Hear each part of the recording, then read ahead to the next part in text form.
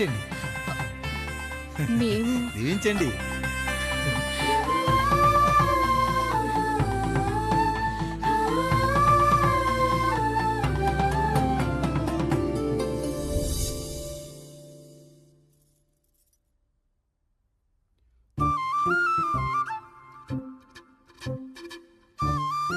తింటారా?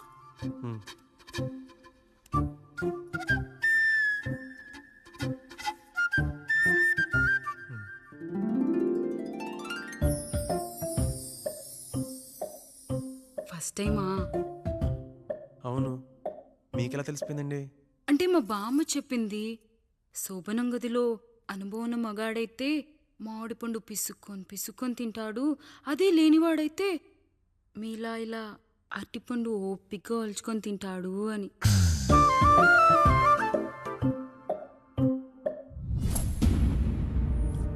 ఏంటవి? అవేంటో తెలీదా? ఫ్రెండ్స్కి పెళ్ళని చెప్తే హ్యాపీ బర్త్డే అనుకొని బెలూన్స్ ఇచ్చారు, ఫీల్ అవుతారు కదా అని 4 అక్కడ కట్టాను.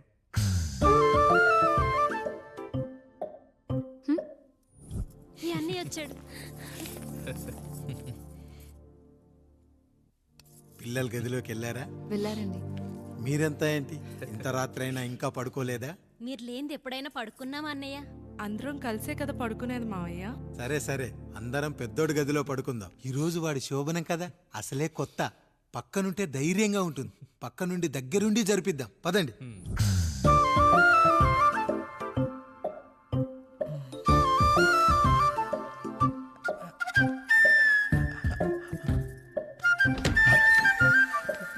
కానివ్వండి రా, కానివ్వండి కానివ్వండి.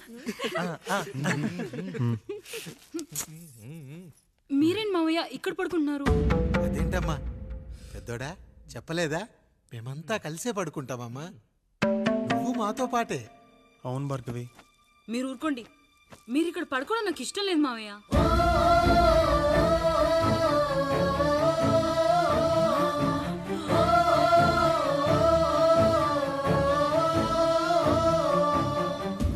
అదేంటమ్మా అలా అంటావు? ఎన్నో చూశాం, ఎన్నో చేశాం. దుక్కి దున్ని కోత కోయకుండానే ఈ విత్తనాలన్నీ మొలకొచ్చాయంటావా తల్లి? అవన్నీ నాకు తెలియదు మావయ్య. మర్యాదగా బయటికి వెళ్ళండి.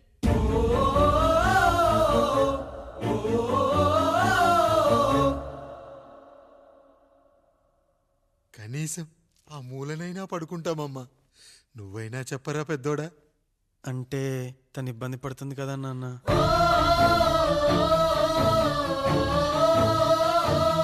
నువ్వు కూడా ఏంట్రా? పిల్లలేదో ఆశపడుతున్నారమ్మా. ఒక్కసారి ఆలోచించమ్మా. మావయ్య మీరు బయటికి వెళ్తే మేము తలుపులేస్తాం.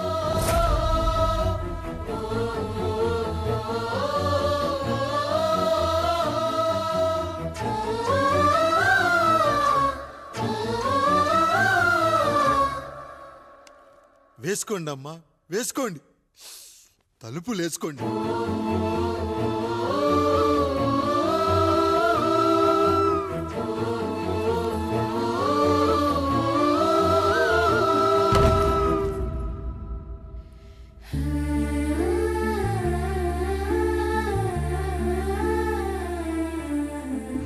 నాయుడు, బిడ్డలు జాగ్రత్త. ఈ రోజు నుంచి వీళ్ళంతా నీ తమ్ముళ్ళు చెల్లెళ్ళు కాదు, నీ బిడ్డలు.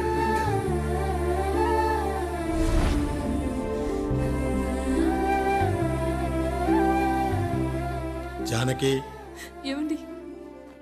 సావిత్రి, ఏమండి? లక్ష్మి, ఏమండి? మన గదిలోకి పదండి. ఇక నుంచి ఎవరి పిల్లలతో వాళ్ళ గదిలోనే పడుకోవాలి. ఇది ఈ రోజు నుంచి ఈ వంశానికి రాస్తున్న కొత్త శాసనం. అయ్యా అలా అరకండి అయ్యా, మీరు లేకుండా మేము ఎప్పుడైనా విడిగా పడుకున్నాము. అంతా కలిసే కదయ్యా పంచుకున్నాం. వెళ్ళరా వెళ్ళు. నీకు భార్య ఉంది, నీకు పడగది ఉంది. వేసుకోండి రా, మీరు వేసుకోండి. తలుపులు వేసుకోండి. మీరు కూడా ఏంటండి పిల్లలేదు? చిన్న పిల్లల వాళ్ళని ఉయ్యాల్లో ఆడించేటప్పుడు పక్కనే ఈ నాన్నకు కావాలి. బడికెళ్ళేటప్పుడు పక్కనే ఈ నాన్న కావాలి. గుడికెళ్ళేటప్పుడు కూడా పక్కనే ఈ నాన్న కావాలి. కానీ శోభనం గదిలో మాత్రం పక్కనే ఉంటానంటే బరువయ్యాను జానకి, బరువయ్యాను.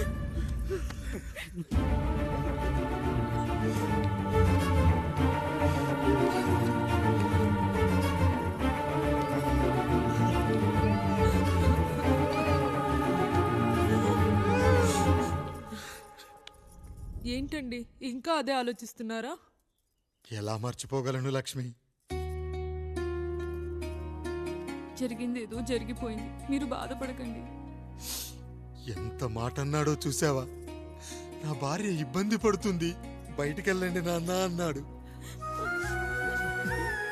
వాణ్ణి ఎలా పెంచాను? చదువుకుంటే పై చదువులకు వాడు వేరే ఊరు వెళ్లాల్సి వస్తుందని చదివే మాన్పించేశాను. జ్వరం వస్తే ఆ మాత్రలు చేదుగా ఉంటాయని నేనే మింగాను. నోరు తెరిచి అమ్మ కావాలన్నప్పుడల్లా ఎంతమంది అమ్మల్ని ఇచ్చాను. నాన్న అన్న ప్రతిసారి నాన్నల్ని ఇవ్వలేకపోయానని వాడికి నా మీద కోపమో ఏమో జానకి. నిజమేనండి, మనమంతా ఇలా లేమే. మన కుటుంబానికి దిష్టి తగిలింది.